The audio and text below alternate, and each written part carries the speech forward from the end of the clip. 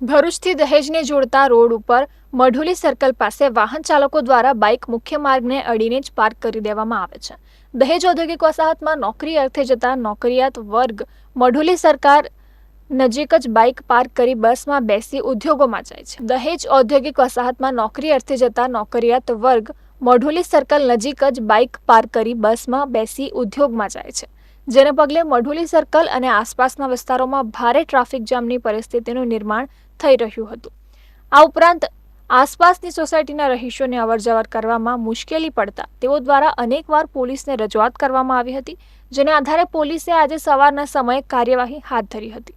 એ division પોલીસે તેમજ traffic પોલીસના કર્મચારીઓએ ટ્રાફિકને અડચણરૂપ 300થી વધુ બાઇક ડિટેન કરી હતી અને બાઇક ચાલકો સામે દંડનીય કાર્યવાહી કરી હતી। પોલીસની આ કામગીરીના કારણે બાઇક ચાલકોમાં ફફડાટ ફેલાયો હતો, તો બીજી તરફ સ્થાનિક સોસાયટીના રહીશોએ પોલીસની કામગીરીને બિરદાવી હતી।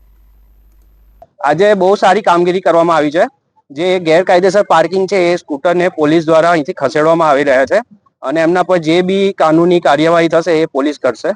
પણ એના અમે આભારી છે, ઘણા આભારી છે।